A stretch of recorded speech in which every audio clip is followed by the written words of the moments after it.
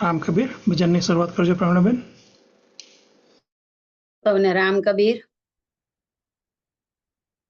ગુરુર બ્રહ્મા ગુરુર વિષ્ણુ ગુરુર્દેવો મહેશ્વર ગુરુર સાક્ષાત પરબ્રહ્મા તસ્મૈ શ્રી ગુરુવે નમઃ.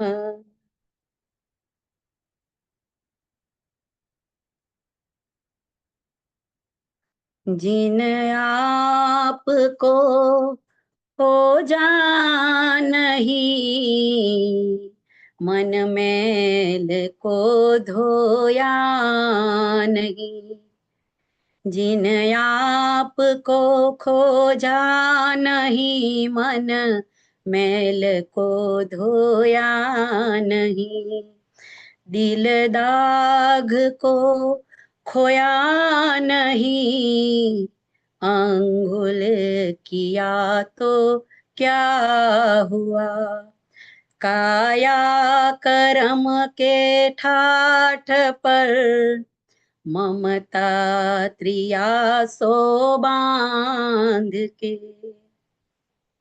सोया विषय के खाट पर हर हर किया तो क्या हुआ, कामिनी गले को हार है, बदफैल को दरबार है, मन काम सो सिरदार है, कर माला लिया तो क्या हुआ, कर माला लिया तो क्या हुआ, कर माला लिया तो क्या हुआ, जिन आपको खोजा नहीं मन मैल को धोया नहीं, कुत्ता हुआ है माल का धंधा करे जंजाल का, हिरदा हुआ चंडाल का, काशी गया तो क्या हुआ, हिरदा हुआ चंडाल का, काशी गया तो क्या हुआ, जीते पिता को सुख ना दिया, मुए हाड ले गंगा गया, जीते पिता को सुख ना दिया, मुए हाड ले गंगा गया, जल चून ले पींदा दिया, तर्पण किया तो क्या हुआ, तर्पण किया तो क्या हुआ, धंधा करे संसार का जो कुंजरा बाजार का, आया तीर्थ करे द्वार का, छापा लिया तो क्या हुआ, आया तीर्थ कर द्वार का, छापा लिया तो क्या हुआ, पंडित से झगड़ा भला मूर्ख से क्या बोलना, पंडित से झगड़ा भला, मूर्ख से क्या बोलना। कहे कबीर चंपा भला, करना क्या गज भार का, करना क्या गज भार का। जिन आपको खोजा नहीं, मन मैल को धोया नहीं। दिल दाग को खोया नहीं, अंगुल किया तो क्या हुआ। और एक बार सौने राम कबीर। સૌને રામ કબીર. ઓમ શ્રી સદગુરુ કબીરાય નમઃ. આપ સૌ ભક્તજનોમાં વસેલ કબીરના રામ આત્મારામને સપ્રેમે વંદન. શ્રી રામ કબીર ભક્ત સમાજ ઓફ યુએસએ તથા સર્વે ચેપ્ટરો અને સર્વે ભક્ત સંસ્થાઓના સેવાભાવી સેવકો તરફથી આજના કબીર વિઝડન કાર્યક્રમમાં ભાગ લેનાર, ફેસબુક લાઈવ અને સમય મળીએ યુટ્યુબ પર જોનાર સર્વે કબીર પ્રેમી ભક્તજનોનું હાર્દિક સ્વાગત કરતા આનંદ અનુભવું છું. જીન આપ કો ખોજા નહીં, મન મેલ કો ધોયા નહીં. કાર્યક્રમની શરૂઆતનું આ સુંદર ભજન શ્રીમતી પ્રવીણાબેન ભક્તે ટેક્સાસથી સંભળાવી સૌને ભાવવિભોર અને કબીરમય બનાવી સૌને જાગૃત કર્યા. સમાજ આપનો ખૂબ ખૂબ આભારી છે. Thank you Pravinaben. આજના કાર્યક્રમમાં પ્રથમ હાફ શ્રીમાન દીપકભાઈ ભક્ત જોડાઈ શિવ પ્રસાદ પર તેમનો આધ્યાત્મિક અનુભવની વાતો કરશે અને ત્યારબાદ શ્રીમતી પ્રવીણાબેન ભક્ત પણ તેમની દૈનિક જીવનની આધ્યાત્મિક યાત્રાના અનુભવો સૌની સાથે શેર કરશે. જોડાયેલ ભક્તજનોને આજના સત્સંગ પરના અભિપ્રાયો કે પ્રશ્નોની ચર્ચા બાદ સમયસર કાર્યક્રમને સમાપ્ત કરીશું. વિશ્વવ્યાપી ભક્ત સમાજમાં મૃત્યુ પામેલ સૌ સ્વજનોના આત્માની શાંતિ માટે પ્રાર્થના કરીએ. જીવન મૃત્યુના આ ઘટનાક્રમમાં આપણા સ્વજનોના મૃત્યુનો ખાલીપો દૂર કરવા તેમના પરિવારજનોને શક્તિ મળે, સદગતની આગળની યાત્રા સરળ અને સુખદ રહે તેવી સદગુરુને પ્રાર્થના કરીએ. ભારતીય સંસ્કૃતિમાં તહેવારો ઉત્સવો જીવનને માંગલ્ય ઉન્નતિ તરફ લઈ જવાનો માર્ગ ચીંધે છે. આવો જ શિરમૂર પર્વ, જગત જનનીમાં મા અંબાની આરાધનાનું પર્વ એટલે આસો સુદ એકમથી શરૂ થતી આપણી નવરાત્રિ મહોત્સવ. અસ્તિત્વને ઉજવવાનો પરમ આનંદરૂપ આરોગ્ય, શક્તિ અને ભક્તિનો પર્વોત્સવ 9 દિવસી નવરાત્રિમાં ગરબે ઘૂમી માતાજીના ગુણાનુવાદ, પૂજા, આરાધનાના વ્રત, ઉપવાસ, ભજન, જપ કરી આદિ વ્યાધિ ઉપાધિનું નિવારણ અને મનોરથની સિદ્ધિ માટે પ્રાર્થના કરીએ.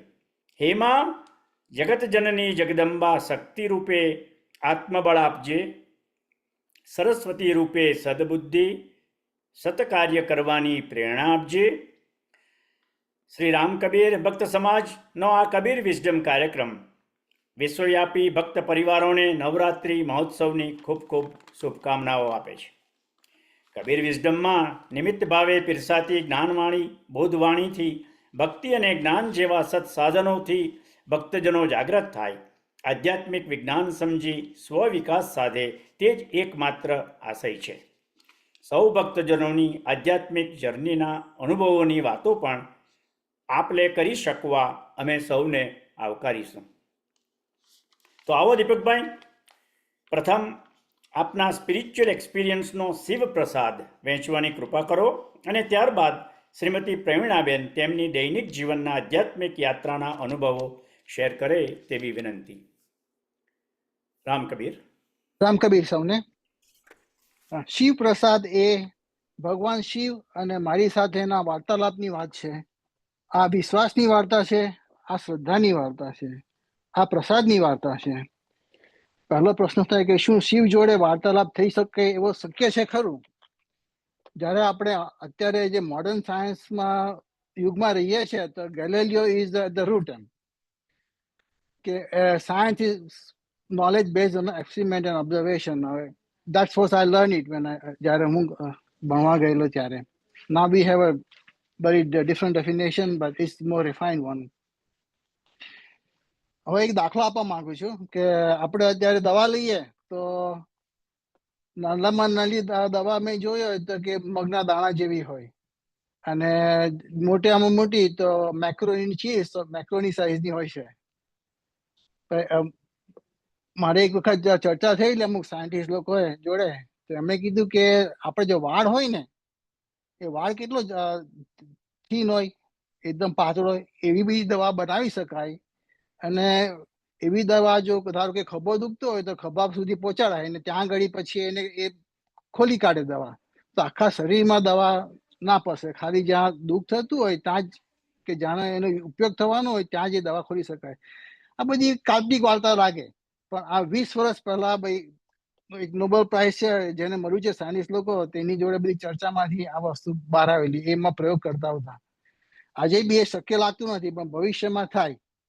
પણ આ વસ્તુથી મારે એક જે સિદ્ધાંત કેવો છે કે ભાઈ આપણે જે જોઈએ ગેલેલિયો બેઝ સાયન્સ ઉપર, તો મોટા ભાગે બાહ્ય વસ્તુ જોઈએ, આપણે અંતરાત્મા તરફ બધું જોતા નથી. તો આવા આપણાથી જે બ્રહ્મા વિષ્ણુ મહેશ છે એમની જોડે વાર્તાલાપ થઈ શકે કે નહીં, તો એના હું 2 દાખલા આપવા માંગુ છું. ભાઈ કબીરમાં એક લખેલું છે કે કબીર અને શિવ વચ્ચેના સંવાદની અંદર કે ભાઈ કબીર શિવ કાશી કૈસી ભાઈ તુમારી, અને એમ કરીને ચર્ચા છે. એ વસંત 11માં છે. એ વસંત 11 એ કબીર સુધામાં જોવા મળે છે. જે એક 5 પુસ્તકો જે ભેગા કર્યા છે ઈશ્વર બાવાજીએ, તેમાંનું એક પુસ્તક છે ને તેમાં વસંત 11માં પૂરો સંવાદ છે કબીર અને શિવ વચ્ચેનો. એના પરથી એવું ખ્યાલ આવે કે કબીરની ચેતનાની અવસ્થા તો ઉપર ગઈ હતી, શિવથી બી ઉપર ગઈ હતી. હવે બીજો દાખલો લઉં કે જુલાઈ 9, 2023 એપિસોડમાં આપણે અભયદાસજીએ કીધેલું કે આપણે તો ભગવાનની બી ઉપર જવાનું છે. તો આ બી એક બીજો એક દાખલો છે કે આપણાથી બ્રહ્મા વિષ્ણુ મહેશથી બી ઉપર આપણે જવાનું છે, અને એ ખાલી ચેતના રૂપે જઈ શકીએ. આપણે આપણા બાહ્ય જગતમાં જોયા કરીએ તો ઇટ વોન્ટ બી પોસિબલ. હવે જયારે આને આધ્યાત્મિક રીતે મૂકવામાં આવે તો મને એવું લાગે કે ઘૂંઘટ કે પટ ખોલ ભૈયા, ઘૂંઘટ કે પટ ખોલ, એ બરાબર યોગ્ય બેસે આની અંદર. હવે આને માટે હું થોડા દાખલા લેવા માંગુ છું. પહેલો દાખલો છે ચતુરસિંહનો. ચતુરસિંહ જૈસલમેરના રાજકુમાર હતા, અને રાજકુમાર હતા તો એમની પાસે આશા રખાતી કે એ એમનો જે યુદ્ધ કરવાની જે કૌશલ્ય હોય તે વિકસાવે, અને જંગલમાં જઈને રાણી પશુઓ કે જંગલી પશુ પક્ષી હોય તે લોકોને એ મારે. તો એની જગ્યાએ એ લોકોની જોડે મિત્રતા ભાવે રહેતા. અને એક એવો દાખલો હતો કે ભાઈ એમણે વાઘને એમના મહેલમાં લાવીને માખણ ને મિશ્રી ખવડાવ્યા. એવો કાંતિ ભટ્ટ લખ્યું છે ને એ 105 પાના નંબર ઉપર છે. તો એ ઉલ્લેખ જોવા મળે છે. તો અને એક નાનીજી સોરી જે લેટર ઓન ઇટ કોલ હશે નાનીજી, અને જ્યારે કબીર આવ્યા તો બધાને કબીર દેખાય તો એને રામ દેખાય. તો એને કંઈક જુદું દેખાયું, આત્મતત્વમાં દેખાયું કે એ વિષ્ણુના જ અવતાર છે એમની સામે. તો એ કોને શક્ય બને જોવાનું? જેમણે દેહનો મોહ છોડી દીધો હોય કે છૂટી ગયો હોય, તેને આવા પ્રકારના અંતરદર્શન થાય. આના માટે હું બીજો એક દાખલો લેવા માંગુ છું કે મારો પોતાનો છે. હવે કે હવે ટેક ધ બેકગ્રાઉન્ડ જે પિનાકલ છે. હવે એ મારી ઉપર સુધી અમે બધા ગયેલા. It was theme as a women's mountaineer. પણ ઉપર ગયા આખા દિવસની રોક ક્લાઇમ્બિંગ હતું, અને સુરત ક્ષિતિજમાં આવ્યો, અંધારું થવાની તૈયારી હતી. તો પછી મને કે અસાઇનમેન્ટ આપ્યું કે દીપક તું છેલ્લો ઉતરજે, જેમ ઝડપમાં ઉતરાય તેમ ઝડપમાં ઉતરજે. તો વી કોલ ઇટ રેપલિંગ. હવે રેપલિંગમાં શું હોય કે દોરડું બાંધે અને પછી અમારી જાતને જેટલું દૂર જવાય તેટલું આકાશમાં જઈએ, અને જ્યારે ફ્રી ફોલ થાય, જેમ નીચે આવે તેમ દોરડું છે ને આ પર્વત બાજુ ખેંચી જાય, પીક બાજુ ખેંચી જાય. અને જ્યારે આપણે અથડાઈએ છે એની જોડે, પર્વત જોડે, ત્યારે મેક શ્યોર કરવાનું કે જે બ્રેક થઈ જાય ફોર્સ આખો. તો કેવી રીતે થાય? તો કે આપણે જે અમારા આંગળા હોય ને પગના, તેને પહેલા અડવા દઈએ, પછી ધીરે ધીરે એડી અડાડીએ, અને પછી જે છેલ્લો બાકીનો જે ફોર્સ હોય તે ની આપણે જે ઘૂંટણ હોય તે બેન્ડ કરીને એને ફોર્સ તોડી કાઢીએ. But that is possible. જે એક્સપિરિયન્સ જે માઉન્ટેનિયર હોય, રોક ક્લાઇમ્બર, તે લોકો આવું બધું કરતા હોય છે. So I came back in but to jump. તો આના પરથી એવું કહેવા માંગુ છું કે શરીરનો મોહ તો અમારો વર્ષોથી છૂટી ગયેલો. Then I only use another one. Sorry, I'm trying to get my screen back.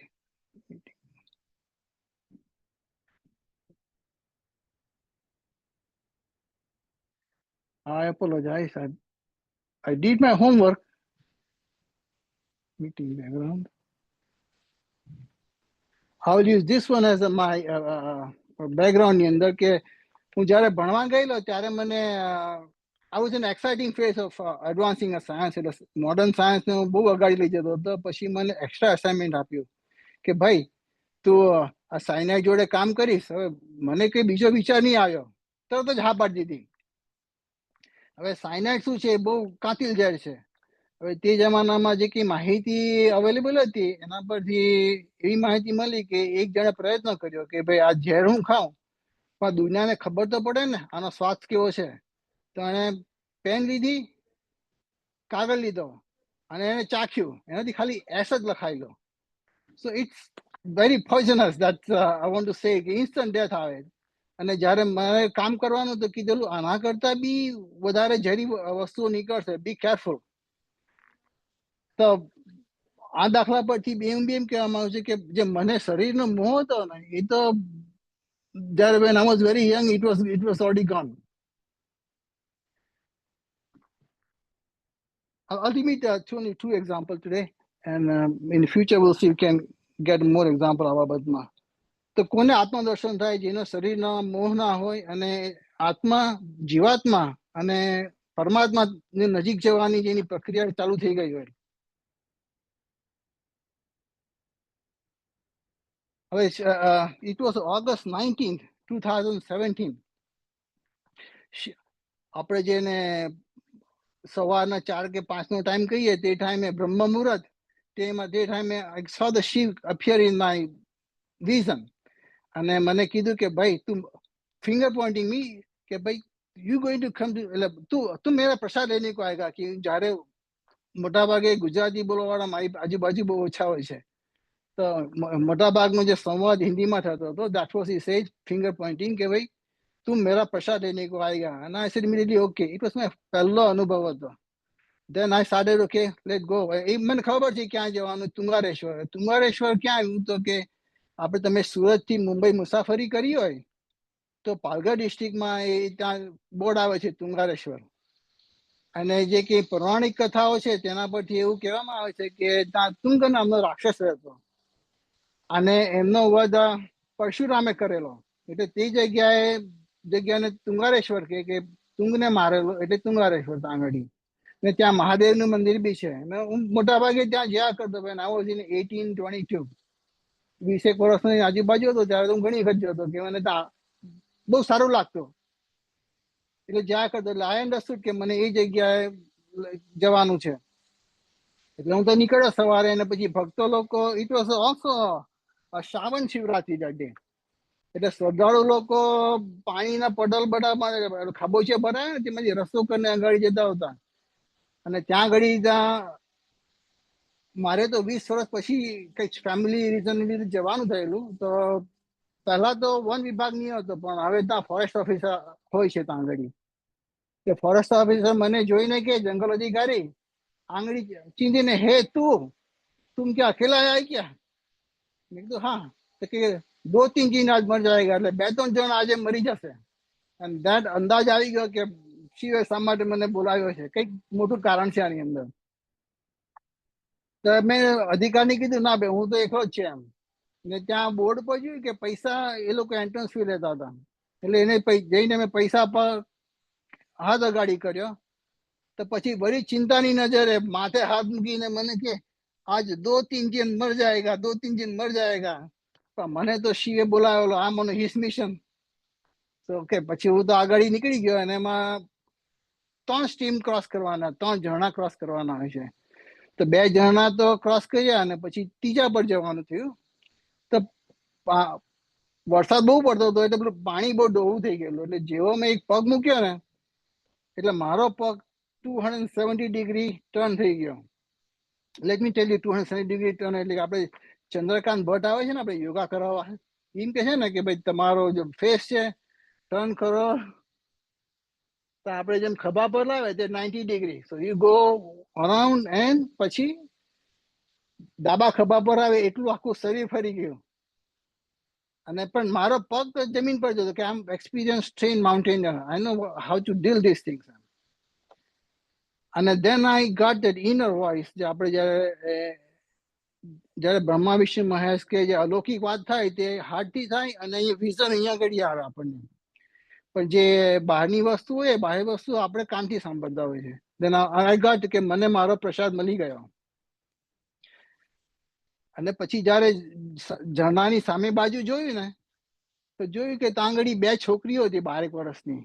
અને એક છોકરી શી વોઝ લાઈક ઇલેક્ટ્રિફાઈડ, એકદમ સ્તબ્ધ થઈ ગયેલી મને જોઈને. અને પછી એના આંખોમાં બી બહુ આશા આવી ગયેલી. તો આઈ અન્ડરસ્ટુડ સમથિંગ ઇઝ ધેર, એ છોકરી જોડે કંઈક છે એમ. અને હવે જે normally it tax 1 minute to cross it, પણ જે ફ્લડ થઈ ગયેલું એને લીધે ઇટ ટુક 10 મિનિટ. હિયર શૂન્યની બી અહીંયા કિંમત હોય છે. તો 10 minute versus 1 minute, it was very challenging, but I know how to do it. બીજી બાજુ ગયો, પછી ઉપર જઈને મંદિર સુધી જઈને પછી પાછો જ્યારે આવ્યો ને, then I start taking pictures, and that's the picture. હવે લોકો છે ને આવી રીતે ક્રોસ કરતા હતા.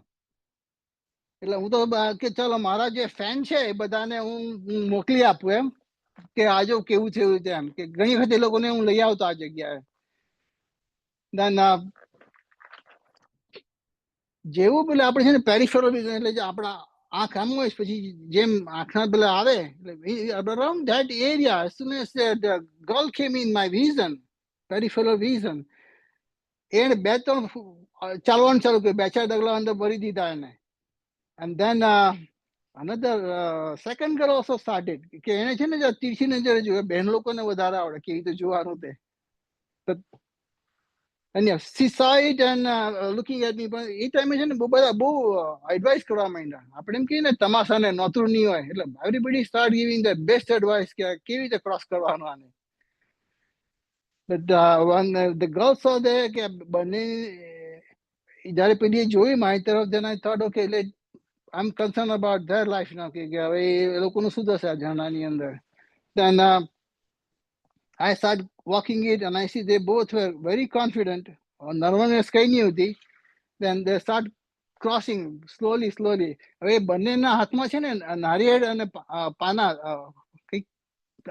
you know better, કે લીવ્સ કઈ હોય છે એમ, તે આપણે શિવને અર્પણ કરવા જાય તો જે નારિયેળ હોય એનો મતલબ એમ કે આપણું જે અભિમાન, કે પછી આપણે જેને કહીએ કે આપણે ઈશ્વરથી જુદા છે, તે વસ્તુ ત્યાં મૂકેલું હોય. That was it, coconut means. And Abhaydaji can explain much better than me કે ભાઈ આનો અર્થ શું થાય એમ. એ બંને જણાના હાથની અંદર લઈને નીકળતા હતા. પણ જુઓ જયારે ક્રોસ કરો તો એકબીજા પર સાથે એક વિશ્વાસનો સંબંધ હોય, ને પછી શ્રદ્ધા બી હોય એકબીજામાં હોય કે આપણે ક્રોસ કરી જશું આમ. But they both girl has coconut in hand and start walking in. હવે એ બંને વચ્ચે ઓલમોસ્ટ 6 ફૂટનું ડિસ્ટન્સ હતું. હવે જયારે મેં મૂક્યું ત્યારે અંદર પગ મૂક્યો તો હું મુંબઈમાં મોટો થયેલો. તો મુંબઈમાં શું હોય કે એકબીજાના ધક્કા મૂકી ખાઈને જ બધા અગાડી જિંદગીમાં નીકળેલા હોય. પણ આવી જગ્યાએ કાં તો એટલી લેડીઝ લોકો હોય તો અમારે એમની પર્સનલ સ્પેસ રાખવી પડે. અને આ 2 બાળકીઓ એટલે અમારે તો વધારે રાખવી પડી. તો I was very careful moving એક કે કોઈની મૂવમેન્ટ બોડીની અંદર બંનેની I was looking at it. અને પછી આજે ક્રોસ કરતા છે તે લોકોમાંથી કોઈ ધસીને નહીં આવે કે ઉપરથી કંઈ ટ્રીસ કે એવું કંઈ નહીં આવે, તે બધા પર પણ ધ્યાન રાખીને doing very highly calculated things. And eventually we all made it other side. And so I understood what she was calling me for Shiv Prasad. I think I am going a little late, early, so but I'll finish my talk this way. And પછી સમય મળે તો I'll put some more thing in it. Ram Kabir sir.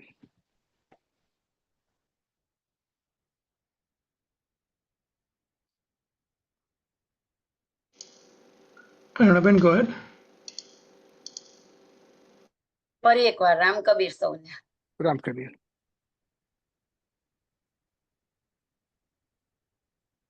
જીવનમાં મળેલા પ્રભુ અને કર્માધીન સત્તાના આધારે આપણા જીવનની અનુભૂતિ એ કહેવાનું સહેલું નથી, કારણ કે અનુભૂતિ હોય છે ને એને શબ્દોમાં વર્ણવી નથી શકાતી. તો મારા જીવનમાં જે કંઈ સામાન્ય સ્તરે બન્યું છે એકદમ બેઝિક છે, કે જેમ આપણે દાળ ભાત શાક રોટલી બનાવવાનું શીખતા હોઈએ ને તો સામાન્ય સ્તરમાં કેવું નાની છોકરીને શીખવે, હું એ જ સ્તર ઉપર તમને આજે એક વાત કરું છું મારા જીવનની. કે બાળપણમાં આપણે કેવી રીતે પ્રભુને ભજતા હતા, એકદમ નિસ્વાર્થ રીતે. આપણને આપણા મા બાપ કહે કે જા તું પહેલા ગાદીએ પગે લાગ્યા પછી તને ખાવાનું મળશે. તો આપણને ત્યારથી એવું જીવનમાં થઈ ગયું કે બસ આપણે જ્યાં સુધી પ્રભુને ના પડીએ, નમન ના કરીએ ત્યાં સુધી આપણાથી ખવાય નહીં. તો કેવું છે કે જો આપણો આત્મા જાગૃત હોય, આપણી અંદરની યાત્રા જેને આપણે ઓબ્ઝર્વ કરવાની જરૂર છે. કેવી રીતે કે જ્યારે આપણે બાહ્ય જગતમાં બધું જોતા હોય ને તો આપણને આપણા અંદરની અવાજ સંભળાતી નથી, પણ જ્યારે તમે કોઈ પણ વસ્તુ સાથે ભાવથી, કરુણાથી તમે એની સાથે એકદમ જોડાઈ જાઓ તો ત્યારે તમને ખબર પડે કે આ દુનિયામાં આપણું આવવાનું કારણ શું છે, આપણે કરવાનું શું છે. આ યાત્રા લાગે છે અઘરી છે, ખરેખર અઘરી છે, પણ જો આ જોડાણ જોડાઈ જાય ને તો એટલી સરળ છે કે આ ના કે નદીના કિનારેથી સામે કિનારે જવા માટે જે બ્રિજ બની રહ્યા છે ને એવો સરળતાનો શ્રદ્ધા અને કરુણાનો બ્રિજ બની જાય છે આપણા જીવનમાં. એટલે આપણે વિચારીએ છીએ કે આપણને આપણી અનુકૂળતા પ્રમાણે બધું મળે તો પ્રભુની કૃપા. આપણી અનુકૂળતાની વિરુદ્ધ, આપણી ઈચ્છાની વિરુદ્ધ કંઈક આપણી સાથે થાય તો સહજતાથી નીકળી જાય છે કે પ્રભુએ બહુ ખરાબ કર્યું. તો જ્યારે જ્યારે હું કોઈના મોઢેથી આ શબ્દો સાંભળતી કે પ્રભુએ બહુ ખોટું કર્યું, ત્યારે મને એમ થાય કે પ્રભુ એટલા બધા ફ્રી છે કે એ આપણી માટે ખોટું કરે, સારું કરે, તો કર્મસત્તા શું કરશે પછી આપણા માટે. તો જ્યારથી મને આ શબ્દ મારી અંદર મને એકદમ વલોવા લાગ્યો કે પ્રભુ કેવી રીતે આપણું ખોટું કરે. જો કર્મ હું આ 5 આંગળીએ મન, વચન અને કાયાથી કરતી હોઉં તો પછી પ્રભુ આપણું ખોટું કેવી રીતે કરે. કોઈની જ તાકાત નથી કે કોઈ મારું ખોટું કરે. કર્મસત્તાનું સત્ય એટલું સરસ છે કે જો આપણે આપણું ભલું ચાહતા હોય ને તો આપણે બીજાનું ભલું કરવું, અને જો આપણે આપણું બુરું ચાહતા હોય તો બીજાનું બુરું કરવું. આ એકદમ સનાતન સત્ય છે અને એ આપણા કબીર દાદાએ આપણને બહુ જ સહજતાથી સમજાવ્યું છે. કોઈ પણ જગ્યાએ આપણે સાંભળ્યું છે કે કબીરજીએ લખ્યું છે કશે? હંમેશા આપણા ભજનના અંતમાં શબ્દો આવે છે, જો આપણી જાગૃતિ હોય ને તો આ પકડાશે આપણને. કબીર કહે. આ કબીર કહે એટલે કોને કહે, કેવી રીતે કહે અને એ કોણ સાંભળે. તો ખરેખર આપણે આપણા કબીરજીને સાંભળતા હોય, આપણે કબીર પંથી જન્મજાતથી આપણને ધર્મ મળી ગયો છે, એ કે કેટલા આપણે ભાગ્યશાળી છે એનું હજુ આપણે વિચારી જ નથી શક્યા. એ તરફ આપણું પ્રયાણ જ નથી કે ખરેખર આપણે આટલા ભાગ્યશાળી છે. તો કહેવાનો મતલબ એટલો જ છે કે આપણને ગળથુથી આપણને જન્મજાત મળેલું આપણું કબીરજીનું જ્ઞાન, ખાલી શબ્દને વારંવાર એક શબ્દને કે એક ભજનને તમે એક દિવસ પર્યંત ન ખબર પડે તે અઠવાડિયા પર્યંત તમે એને વાગોળો ને, ઓટોમેટિકલી તમારી અંદરથી નીકળશે કે આ ભજનના શબ્દો આપણને શું કહેવા માંગે છે અને આપણે શું કરવાનું છે. તો આ રીતે મને ભજનમાં કેટલી બધી હું કનેક્ટ થાઉં છું. એટલે આજે હું મને કહેવા દો આ વસ્તુ કે ઘણા બધાને ગમે છે કે તમે ભજન ગાય ત્યારે અમને દિલમાં એ ટચ થાય છે. તો એ મારું નથી, એ પ્રભુની કૃપા છે કે પ્રભુએ આપણી અંદર જે કરુણા અને લાગણી ઉમેરી છે ને, એ કરુણા અને લાગણીને આપણે ભાવ સાથે વહેવાવાની છે. જો આપણે એ લાગણીને કરુણા અને ભાવ સાથે વહેવડાવીશું તો આ જગતમાં કોઈ વસ્તુ આપણી માટે અઘરી નથી. તો મારા જીવનમાં બનેલો એક પ્રસંગ હું તમને કહું કે જ્યારે અમે ઇન્ડિયાથી અમેરિકા આવ્યા તો 96 ની અંદર મારા મોટા બાળક વિહાર એની સાથે સ્વિમિંગ પુલનો ઇન્સિડન્ટ થયેલો અને ત્યારે અમે જોબ કરતા હતા અને જોબ છૂટેલો હતો અને અમે અમારા સ્નેહી સ્વજનને ત્યાં રહેતા હતા ઓક્લાહોમા સિટી. તો જ્યારે આ પ્રસંગ બન્યો ને ત્યારે એક ભાઈ જેણે કોઈ દિવસ પાણીની અંદર પગ નથી મૂક્યો, એ ભાઈએ કોઈ દિવસ ખબર જ નથી કે તરવાનું કેવું હોય, અને આ બાળકોને વારાફરતી જ સ્ક્રીમ લગાડીને 1 by 1 સ્વિમિંગ પુલમાં મૂકતા હતા. અને મારા હસબન્ડ સતીશભાઈ, બીજા 2-3 ભાઈ લોકો બધા ત્યાં સ્વિમિંગ પુલ પાસે ઉભેલા હતા અને બધા બાળકો અંદર રમતા હતા. તો એવામાં મારા બાળકનો પગ પાણીમાં સરકાવ થઈ ગયો અને પછી લગભગ 4 થી 5 મિનિટ સુધી એ બાળક બહાર ના આવ્યું. એટલે એક કિરીટભાઈ દયારામભાઈ ભક્ત બાજીપરાના, એમણે ઇમિડિયેટલી જોયું અને પછી મારા હસબન્ડને પૂછ્યું કે સતીશ, આ બાળક તારું ક્યારથી વિહાર અંદરથી નીકળ્યો નથી, તો એને તરતા આવડે છે? આટલી વારે પાણીમાં રહી શકે છે? તો કે સ્વિમિંગના ક્લાસ લેતો હતો એવું મારા શાળાને ત્યાં રહેતો હતો ત્યારે કીધેલું, પણ મને ખબર નથી. ઇમિડિયેટલી એ ભાઈને કંઈક એવું ક્લિક થયું અને એમણે એમના હાથની ઘડિયાળ અને વોલેટ સ્વિમિંગ પુલ પર સાઈડ પર મૂકી દીધા. ફટ દઈને પાણીમાં જમ્પ માર્યો, મારા બાળકના વાળ સાથે એને ખેંચીને બહાર મૂકી દીધો. આ ટાઈમે બૂમ પાડી કે વિહાર ડૂબી ગયો. આ પ્રસંગો એટલા માટે તમને થોડું ડિટેલ્સથી કહું છું કે પ્રભુની અનુભૂતિ આપણે કઈ રીતે કરવાની છે. તો જેવું બહાર કાઢ્યો એટલે એને શરીર પૂરું પડી ગયેલું, મોઢામાંથી ફીણા ડોહા નીકળી ગયેલા, આંખના દોરા ટણાઈ ગયેલા અને મારી અંદર નવકાર મંત્રનું ચેન્ટિંગ ચાલુ થઈ ગયું. બીકોઝ જે વખતે મેં નવકાર મંત્ર પહેલી વખત સાંભળ્યો ત્યારે એનું જે મને વિશ્લેષણ કોઈએ કર્યું હતું એ મારા હૃદય કમળમાં એવી રીતે સ્થપાઈ ગયું છે કે આજે તમે મને ઊંઘમાં કે કોઈ પણ પરિસ્થિતિમાં કહો ને તો એના રટણ સિવાય બીજું કંઈ નહીં નીકળે. ભલે કોઈ ગમે એવું બોલતું હોય, ગમે એવી વાતો કરતું હોય, ત્યારે પણ આ રટણ ચાલુ રહે છે. તો એ સમયે નવકાર મંત્રનું ચેન્ટિંગ ચાલુ થઈ ગયું અને તરત જ 911 કરીને એને હોસ્પિટલ, લોટનની હોસ્પિટલમાં લઈ જવામાં આવ્યો અને ત્યાં અડધી રાત સુધી રાખ્યા પછી એને રાત્રે 11:30 નાની હોસ્પિટલમાંથી એવું કીધું કે તમારે હવે એને કોઈ મોટી હોસ્પિટલમાં લઈ જવું પડશે. તો ત્યાંથી જ્યારે અમે નીકળવાના ને તો મારો છોકરો એવું કહે છે કે મમ્મી તું મારી જોડે આવ. એટલે હું એમ્બ્યુલન્સમાં બેસી ગઈ અને પછી એની જોડે ગઈ. તો જ્યારે હું હોસ્પિટલમાં નીકળું છું ત્યારે એક નર્સ મને એવી રીતે હગ આપે છે કે કોઈ આપણી માં હોય કે કોઈ પરાશક્તિ હોય, ખબર નહીં એણે એવી હગ આપી છે મને કે એ હગના સ્ટ્રેન્થ હું આજ સુધી શક્તિ રૂપે એને અનુભવું છું. જ્યારે જ્યારે જીવનમાં કથળતી પરિસ્થિતિ આવે ને ત્યારે જો તમે શાંત ભાવે અંદરથી વિચારશો ને કંઈક ને કંઈક આપણને પોતાની અંદરથી જ અવાજ આવશે કે આપણે શું કરવાનું છે, કેવી રીતે કરવાનું છે.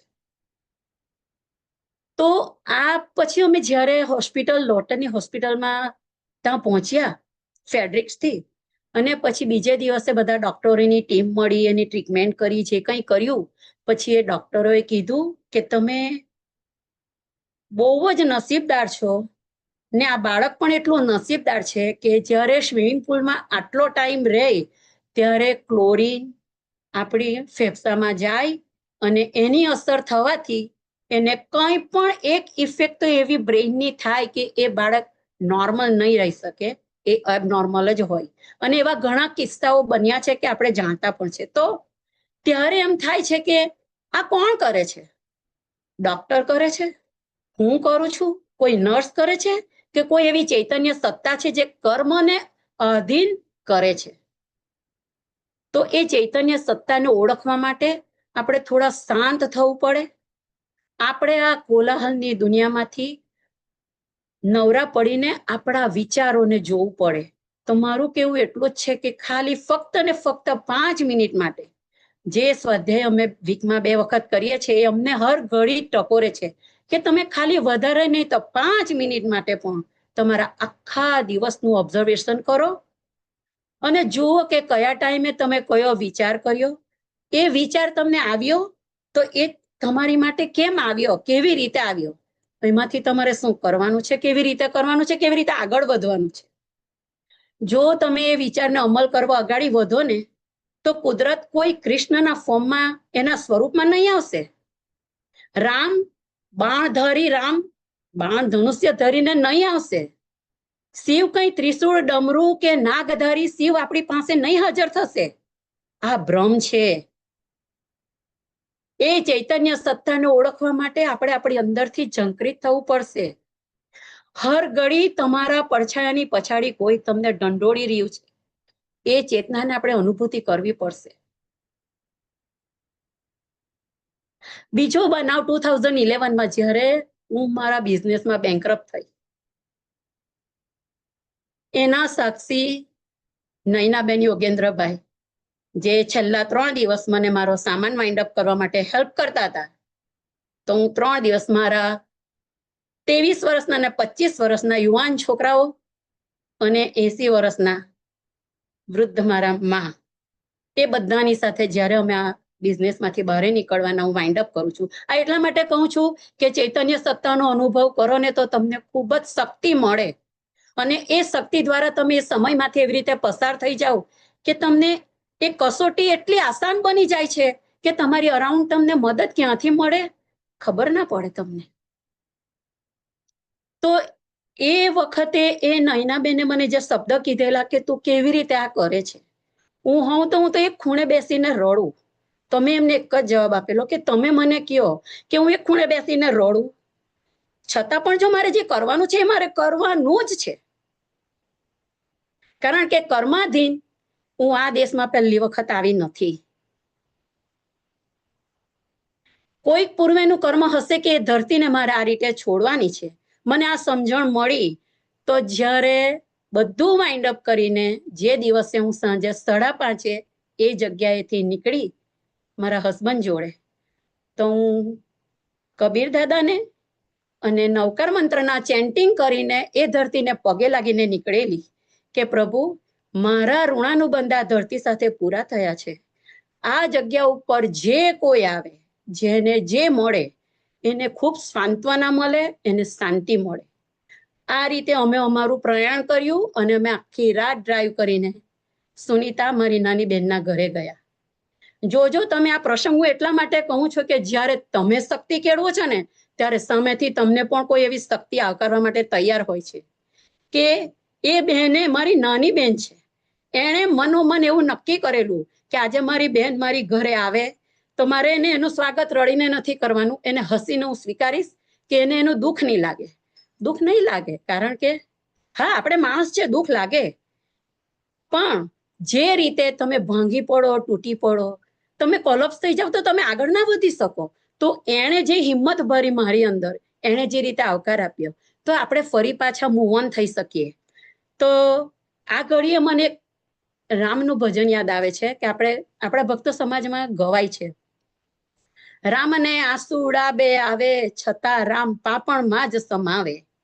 તો રામ જેવા રામ જ્યારે અવતારી પુરુષ થઈને આવે અને આપણને સમજાવે કે દુઃખ થાય તો બે આંસુ પડે, પણ એ આંસુ જ્યારે તમે પાડો ત્યારે એવો ખભો હોવો જોઈએ તમારી પાસે કે એ ખભો તમને મજબૂતાઈ આપે, એ ખભો તમને આગળ વધવા માટેની દિશા બતાવે, એ ખભો તમને સાથ અને સહકાર આપે. અને એ ત્યારે જ બને કે જ્યારે તમે અંદરથી શાંત હશો. જો આપણું મન અશાંત અને જો દોડાયેલા જળ સાથે આપણે આગળ વધશું તો આપણું આ કાર્ય નહીં થશે. અને એ મારી અનુભૂતિ આજે હું તમને અત્યારે એટલા માટે કહું છું કે જે કંઈ હું આજે છું પ્રભુની કૃપા છે, કંઈ જ નથી, આપણે કંઈ જ નથી. શૂન્યમાંથી સાકારને પામવાનું એટલે આપણો તે ખરો જન્મ છે. એટલે આપણે જન્મદિવસ મનાવીએ છીએ, પણ ખરેખર જન્મદિવસ ત્યારે મનાવાય કે જ્યારે શૂન્યમાંથી આપણે સાકારને ઓળખવાની કોશિશ કરીએ, અને એ ઓળખ જ્યારે આપણા માટે એવી બને કે આપણે ભીતરથી એવી શક્તિ મળે કે આપણે ક્યારેય કોઈનું ખોટું ન કરી શકીએ, ક્યારેય કોઈનો પગ ન ખેંચી શકીએ, ક્યારેય કોઈના માટે કંઈ ખોટું ન બોલી શકીએ. આ પ્રયાસ મારે, તમારે અને આપણે બધાએ કરવાનો છે. પળ પળ તમને પ્રભુની અનુભૂતિ થશે, પળ પળ થશે. દરેક કાર્યની સિદ્ધિએ તમને ખબર પડશે કોણે કર્યું, આપણે કર્યું. આપણી મેને જો ન મારી શકીએ ને તો પ્રભુની સાક્ષાત્કાર કરવાનું બહુ અઘરું છે, બહુ જ અઘરું છે. પણ જો આપણી મેં મરી તો પ્રભુ આપણને બહુ આસાનીથી મળશે. દરેક પરિસ્થિતિમાં હું એટલું જ કહેવા માંગુ છું કે આ મને કેમ મળ્યું, કેવી રીતે મળ્યું, અને હું એનો સ્વીકાર કેવી રીતે કરું છું. જો ખાલી આટલું આપણે પરિસ્થિતિના અધીન સમજી લઈએ ને તો કદાચ ઘણા બધા પ્રશ્નો આપણા ખૂબ આસાનીથી સરળ થઈ જાય. આ સામાન્ય સિદ્ધાંતને મેં મારા બુકમાં લખીને રાખ્યો છે, અને હું જ્યારે પ્રાર્થના કરું છું ત્યારે આવા નાના નાના સ્લોગનોને હું રોજ પહેલા વાંચું છું અને મારા આત્માને ઢંઢોળું છું કે અત્યારે કરવાનું છે, તો જ આપણાથી અગાડી વધાય. એટલે જ્યારે તમે કંઈ પણ કરો ત્યારે પરમાત્માને યાદ કરો. તમારે કોઈ પણ તમારું બલ્યું હોય, રામ, કૃષ્ણ, કબીર, જે કોઈને પણ તમે માનતા હો એ પરમ તત્વને તમે યાદ કરો અને એને સોંપો કે હું આ કર્મ કરું છું, પ્રભુ મને પાર ઉતારજો, મારી સાથે રહેજો. હું નથી માંગતી કે મને સફળતા જ મળે, ને સફળતાના વ્યાખ્યા આપણે ખૂબ ખોટી કરી છે, સુખની વ્યાખ્યા પણ આપણે ખૂબ ખોટી કરી છે. એવું મને હવે ધીરે ધીરે થોડી ધૂંધળી ખબર પડે છે કે સફળતા એટલે આપણને $1 મિલિયન મળવા, આલિશાન ઘર મળવું, એ નથી. પણ કઈ પરિસ્થિતિમાં તમે કેટલી શાંતિથી રહી શકો છો, કઈ પરિસ્થિતિમાં તમે કોને કેટલું સમજી શકો છો, કઈ પરિસ્થિતિમાં તમે તમારી આવેલી પરિસ્થિતિનો સ્વીકાર કરીને એમાંથી માર્ગ શોધીને આગળ વધી શકો છો. એ જ ખરી સફળતા છે અને એ જ સાચું સુખ છે. તો આપણે આ પ્રયત્ન કરતા રહીએ અને એમાં આગળ વધતા રહીએ. પરમ કૃપાળુ પરમાત્માને હું પ્રાર્થના કરું કે મને અને આપણને બધાને આવી શક્તિ, સાચી સમજણ અને હર ઘડી આપણા જીવનમાં આવતી પરિસ્થિતિમાં, એ સુખની હોય કે દુઃખની હોય, એમાં પ્રભુને અગાડી કરીને આપણે પાછળ એક સ્ટેપ ખસી જઈએ. આપણા કાર્ય ખૂબ સરળ થશે અને આ ભાવમાં રહેવા માટે આપણા અંધકારના પડદા આપણા કબીરજી જ્ઞાનથી દૂર કરે, એ મંગલ કામના સાથે સૌને Ram Kabir.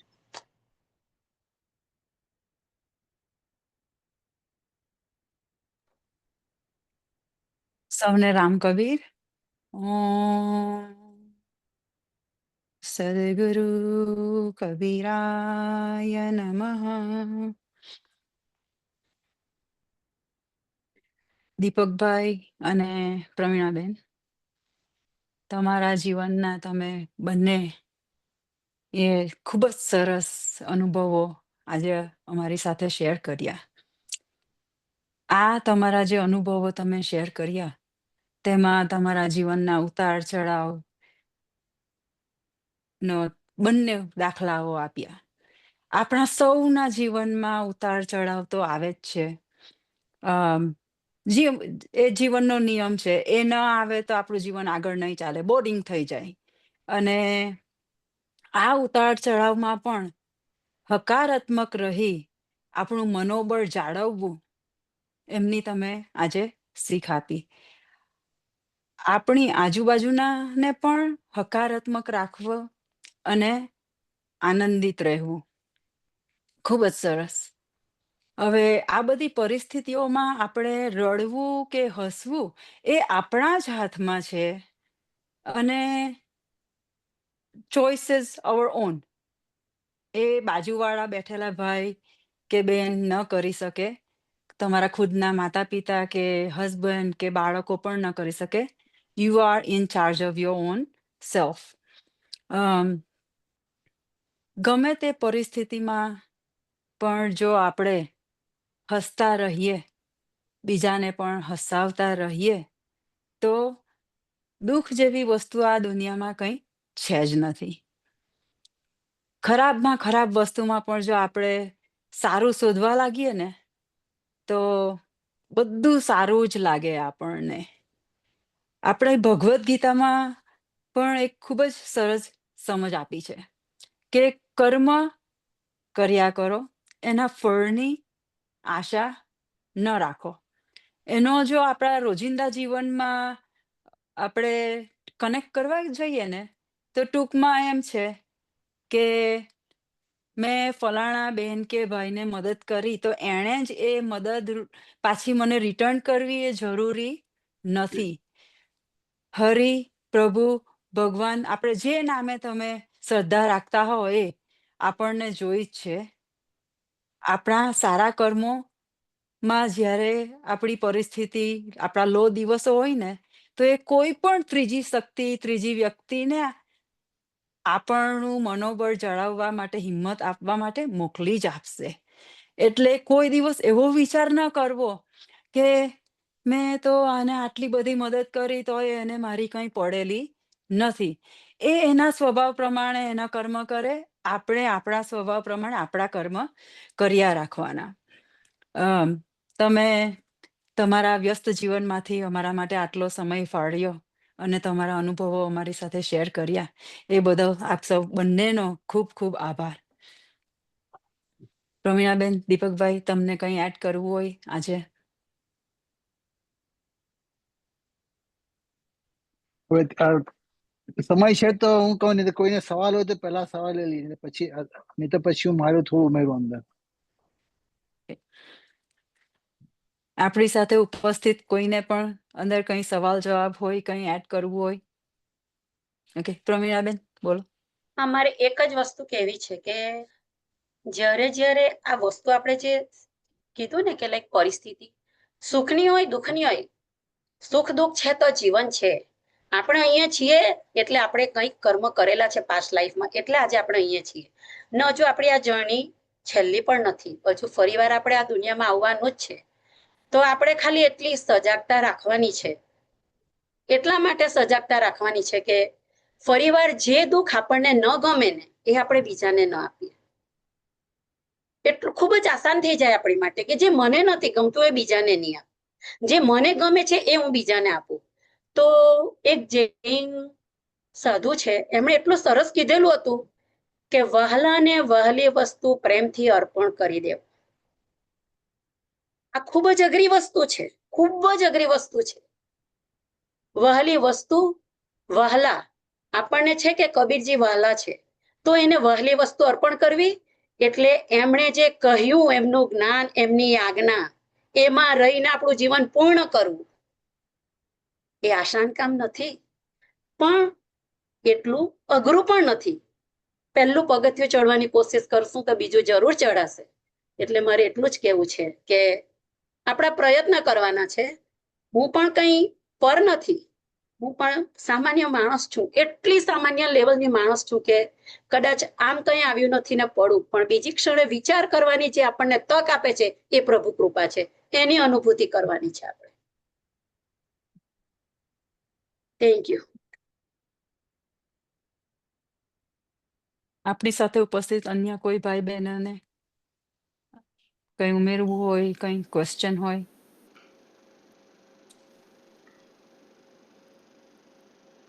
Please raise your hand if you have any comments or if you want to add something on today's topic.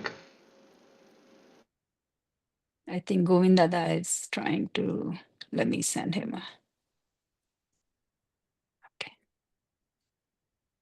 દાદા અનમ્યુટ કરજો. Unmute કરજો કાકા.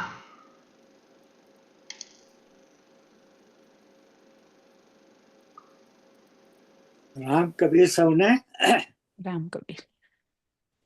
દીપકભાઈ અને પ્રવીણાબેને આજે પોતપોતાના અનુભવ પ્રમાણે આપણને સ્પિરિચ્યુઅલ લેવલમાં ખૂબ સરસ પ્રગતિ કરાવે એવી વાતો કરી.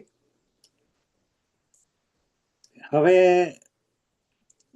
મારા જે અનુભવ પ્રમાણે હું તમને એક વાત કરવા માંગુ છું કે જીવનમાં ખૂબ ખૂબ ચડાવ ઉતાર તો આવે જ છે, અને એમાં આપણું જે સમાજ છે, પ્રવીણાબેને કહ્યું તેમ ખૂબ જ આપણું ભાગ્યશાળી છે. શ્રી રામ કબીર ભક્ત સમાજના રામ કબીર એટલે આપણે રામ અને કબીરના જે ભક્ત છીએ એ રામને ઓળખવાની જે વાત છે તે કબીર સાહેબે જે રીતે કરી છે આત્મારામની, તો એ આત્મારામની વાત આપણે હું હંમેશા કહેતો આવ્યો છું કે આપણા જે પૂર્વજો, આપણા જે એન્સેસ્ટર, એ લોકોનું જીવન જ આપણને ઘણું શીખવે છે. એમના જીવનમાં બાળપણથી તે એમના અંત સુધી જે એમણે સ્ટ્રગલ કરી અને સાથે સાથે જે સ્વચ્છતા જાળવી જીવનની, આત્માની, એ લોકોએ કોઈ મોટા બુક વાંચ્યા નથી, કોઈ મંદિરોમાં કોઈ દીવાદીવેટ નથી કરી, પણ ઘરમાં દીવાદીવેટ હંમેશા કરી જ છે. આરતી કરવી એ વગેરે વગેરે જીવનમાં ગૂંથી દીધેલો, અને તેમાંથી જે શીખ્યા કે જે આપણે ખોટું કરતા પહેલા, ક્રોસ કરતા પહેલા એ લોકો ખૂબ ખૂબ વિચારતા. ભાગ્યે જ કોઈ માણસો કોઈ કોઈનું છીનવી લેતા. અને એ રીતે કબીર સાહેબનો જે સિદ્ધાંત છે, કબીર કહે કમાલ કો દો બાતે શીખ લે, કર સાહેબ કી બંદગી ભૂખે કુછ દો. એટલે આત્માનું કલ્યાણ અને સાથે સાથે આજુબાજુ જે આપણી સાથે સંકળાયેલા છે એનું પણ કલ્યાણ એ લોકોના જીવનમાં ઉતારેલું. અને પ્રવીણાબેન આજે અને દીપકભાઈએ પોતપોતાના અનુભવ જે વાત કર્યા તે એટલા માટે કર્યા છે કે એમાંથી આપણને કંઈક શીખવાનું મળે. એમણે સિદ્ધિ મેળવી છે એવું એમનું કહેવાનું નથી, પણ એમાંથી જે આપણને કંઈક મળે એ માટે એ લોકોએ પોતાના અનુભવો આપણી સમક્ષ મૂક્યા. ખૂબ સરસ વાત છે. જીવનને સમજવું એ બહુ મુશ્કેલ છે, બહુ મુશ્કેલ છે, કારણ કે પડે પડ આપણને જુદા જુદા અનુભવો થતા રહે છે. જુદા જુદા આપણા પર કોઈ ને કોઈ કંઈ ને કંઈ થતું રહે, એમાંથી આપણને શ્રદ્ધા મળે. શ્રદ્ધામાંથી આપણે આગળ ને આગળ કેવી રીતે વિચારીએ. અને મુખ્ય વાત હંમેશા યાદ રાખવાની કે કોઈ લિમિટ ક્રોસ કરવી નહીં.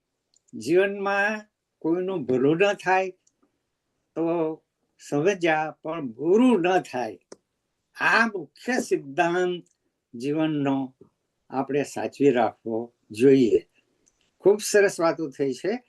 આમાં કોઈની આત્મશ્લાઘા નથી, માત્ર અનુભવથી આપણને બધાને કંઈક પોતપોતા બધાને કંઈ મળે એ માટે આ વાતો થઈ છે. બાકી આપણી પાસે જે હવે જે સાહિત્ય પણ આપણી પાસે જે પડેલું છે એમાં પણ હંમેશા આપણે જો વાંચતા રહીએ તો આપણું સ્વચ્છતા, આત્માની સ્વચ્છતા પણ થાય.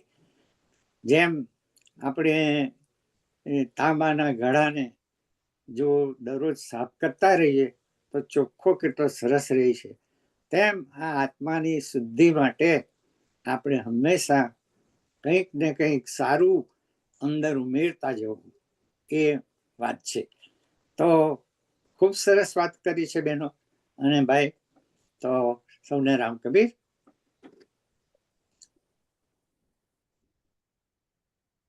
એક મિનિટ, થોડુંક બંને લઈ એક લો. 2 મિનિટ, એક નાનો અનુભવ જ છે આ પણ. એટલે ગોવિંદ કાકાએ કીધું ને એટલે મારા માઇન્ડમાં પાછું એક વિઝન આવ્યું. 2006-7 પામ સ્પ્રિંગમાં ફર્સ્ટ આપણું યુથ કન્વેન્શન થયેલું. ત્યારે મારો છોકરો 13 વર્ષનો હતો અને પહેલી વખત એને મોકલાવ્યો ત્યાં. તો પછી ત્યાં આગળ જ્યારે એ લોકોએ સાંજના બેસીને બધા ક્વેશ્ચન આન્સર કરે ને બાળકો, એ લોકો એવી સભા રાખેલી હતી કે જે કોઈને કંઈ પ્રશ્ન હોય તે કહો તો એ લોકો જે કંઈ હશે એમના આન્સર તમને કરશે. તો જે કોઈ મેન્ટર હશે એમને બધા બાળકોએ પ્રશ્ન કર્યા. આપણે વિઝડમ આપણે ચલાવી રહ્યા છે અત્યારે એના આધારે કે આપણે મા બાપ તરીકે આપણી ફરજ છે કે જો આપણે આ બધું જાણીશું નહીં ને તો આપણે આપણા બાળકોને કોઈ દિશામાં દોરી નહીં શકીશું. એટલા માટે આપણે આ બુક ખૂબ કરવાની જરૂર છે. તો ત્યાં આગળ ઘણા બાળકોએ અમુક પ્રશ્ન કર્યા તો એ પ્રશ્નના જવાબ નહોતા મળ્યા. તો મારો છોકરો ઘરે આવી એક ક્વેશ્ચન એ લાવેલો. ઘરે આવીને એણે મને પ્રશ્ન કર્યો કે મને જવાબ આપ કે આપણે લોકો ઘરમાં દીવો કેમ કરીએ. મેં કીધું કેમ તું આવું પૂછે મને, આપણે તો રોજ કરીએ જ છે ને દીવો. તો કે ના, મારે જાણવું છે કે આપણે રોજ દીવો કેમ કરીએ.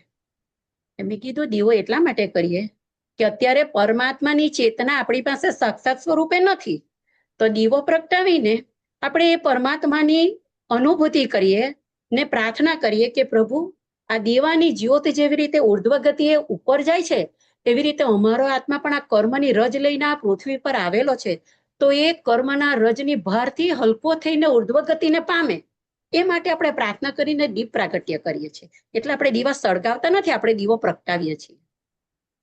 Then immediately એણે મને કીધું you should have to be there. મેં કીધું where?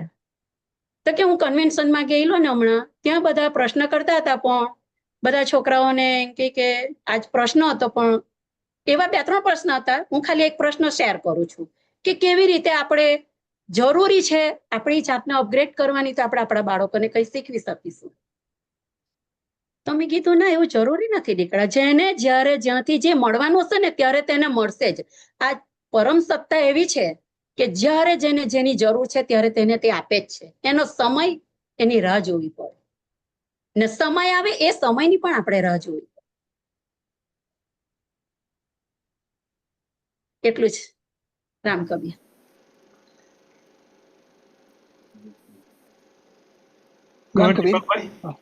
Thank you. આપણે મારે તો જે આપણે આત્મામાં જેમ ઉપર ચડીએ, આપણે પરમાત્મા તરફ જઈએ તો વસંત 2 માં એનું ડિસ્ક્રિપ્શન મળે છે કે અષ્ટચક્ર. નોર્મલી આપણે 7 ચક્રોની વાત હોય કે મૂળાધાર ચક્ર, પછી સ્વાધિષ્ઠાન ચક્ર, મણિપુર ચક્ર, અનાહત ચક્ર અને લાસ્ટ ટાઈમ વિશુદ્ધ ચક્રની વાત થયેલી છે, પેલા બીજા આવેલા હતા તેમની જોડે. પછી આજ્ઞા ચક્ર, સહસ્ત્રા ચક્ર અને છેલ્લું જે સુરતી કમલ કાં તો બ્રહ્મ કમલ કે અહીંયાથી then it goes up to Shiv and Adishakti. તો યસ there are 7 step. 8મું જે અષ્ટચક્ર કીધું છે તે બ્રહ્મરંધ્ર છે અહીંયા આગળ, and then you go up.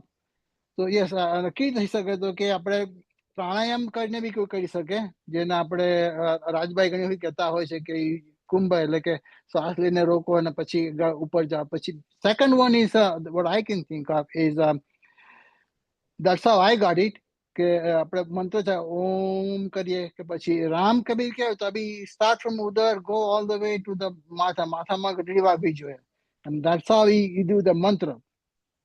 અને ત્રીજું છે ત્રાટક, એટલે એક વસ્તુ પર ધ્યાન રાખવું, જે સગુણ વાળા હોય કે મૂર્તિ પર જોયા કરે ને પછી ધીરે ધીરે આ મૂર્તિ દેખાવાનું બંધ થઈ જાય. So that is also the third way of going. So as far as I know, there are 3 way to go. એક તો આપણે શ્વાસથી કરી શકીએ, મંત્રથી થઈ શકે અને તાટકથી થઈ શકે. તો ભવિષ્યમાં વધારે વાત કરશે આ બાબતમાં કે વી ગોટ ઇનફ ટાઈમ ના. રામ કબીર. Thank you Ram Kabir.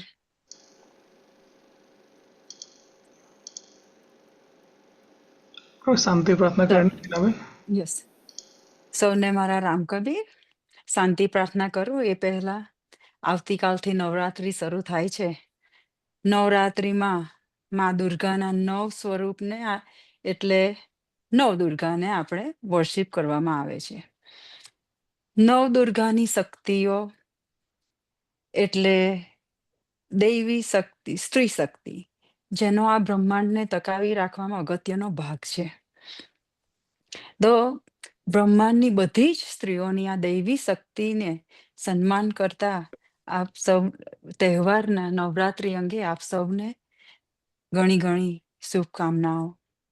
નવરાત્રિ અંગે એક એવી તક છે, આપણે નવી જીવનમાં શરૂઆત કરી શકીએ. It's winning of good or bad, અને અંધકારમાં પણ પ્રકાશ આવી શકે. આજે એ બાબત પર જ બધી જ વાતો કરી. તો આજે તક આવતીકાલથી તમને બીજી ઓપોર્ચ્યુનિટી તહેવાર અંગે મળી છે, એમનો લાભ લેજો. આવતા રવિવારે આપણે કબીર વિઝડમમાં ફરીથી પાછા મળીશું. હવે આપણે શાંતિ પ્રાર્થના કરી આજના એપિસોડને વિરામ આપીએ. અસત્યો માહેતી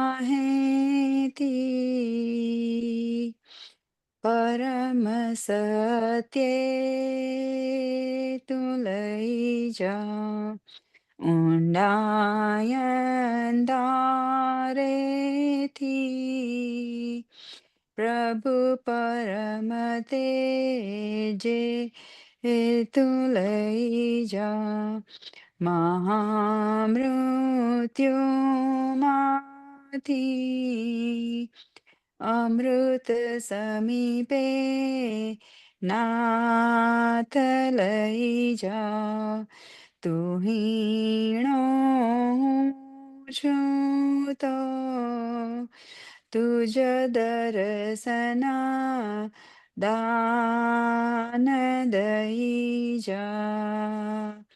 ઓમ શાંતિ શાંતિ શાંતિ. રામ કબીર. રામ કબીર.